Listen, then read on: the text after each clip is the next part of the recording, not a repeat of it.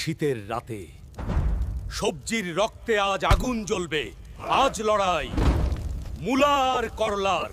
আমি মূলা, পেট পরিষ্কার করি, রক্ত ঠান্ডা রাখি, শরীর হালকা করি। আমাকে খেয়ে মানুষ সুস্থ থাকে। আর তুই, তোর তিক্ততায় মানুষ কাঁদে।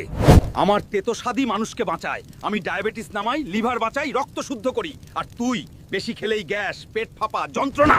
আমাকে দোষ দিস, তোর তিক্ত মুখেই মানুষ নাক চেপে ধরে। আজ তোর শরীর ভেঙে আমি প্রমাণ করব কার উপকার আসল।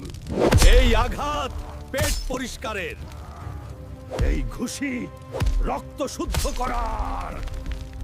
যুদ্ধ শুরু হয়েছে, এখন শুধু ধ্বংস বাকি।